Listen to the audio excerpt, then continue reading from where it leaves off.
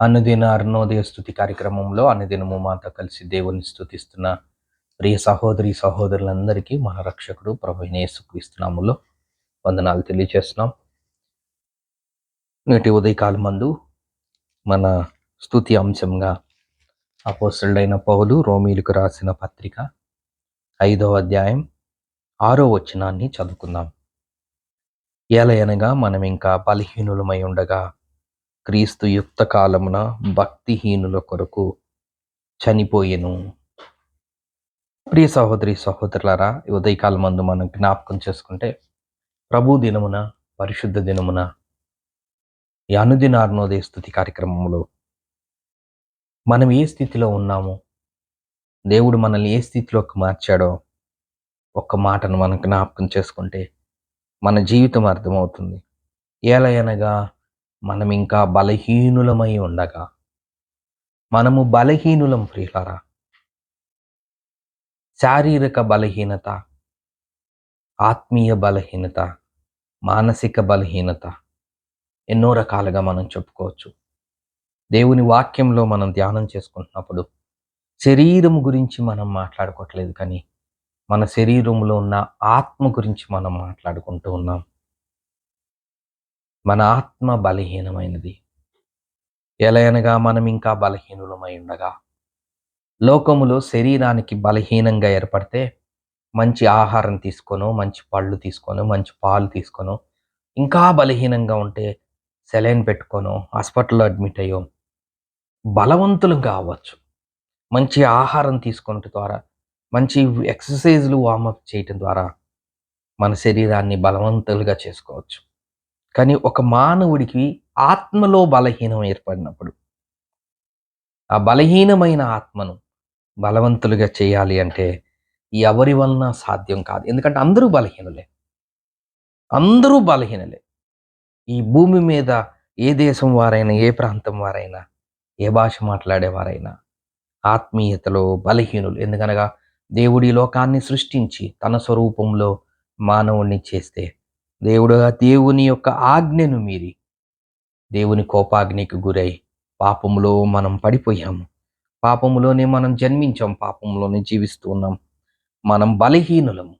అట్టి బలహీనమైన స్థితిలో ఉన్నప్పుడు దేవుడు మనల్ని జ్ఞాపకం చేసుకున్నాడు.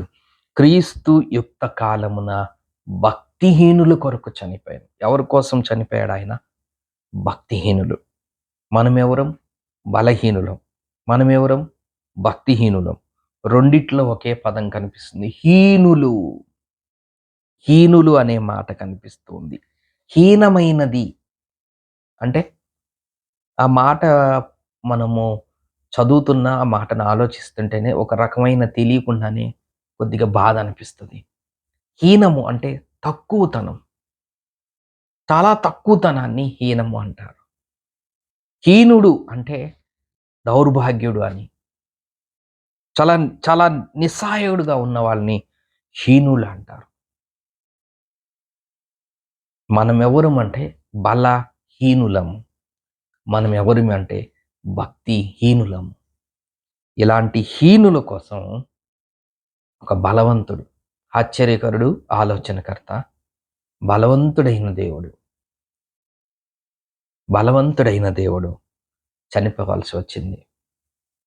మన హీనతను, మన హీన స్థితిని, మన దీన స్థితిని మార్చివేయటానికి, హీనులైన మనల్ని ఘనులుగా చేయటానికి.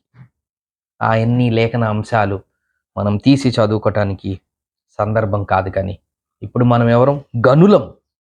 ఒకప్పుడు మనం ఎవరం? హీనులం. బలహీనులైన మనల్ని బలవంతులుగా చేశాడు.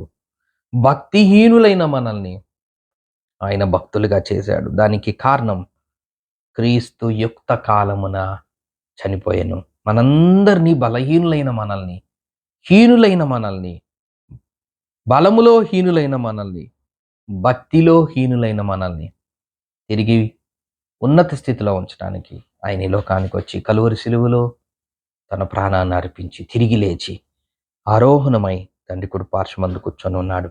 ఆయన నమ్ముకున్నట ద్వారా బలహీనులమైన మనం బలవంతులమయ్యాం. ఆయన నమ్ముకున్నట ద్వారా భక్తిహీనులమైన మనము దేవుని భక్తులమయ్యాం. ఇట్టి స్థితిలోకి రావటానికి కారణం ఆయన మన కొరకు చనిపోవటమే.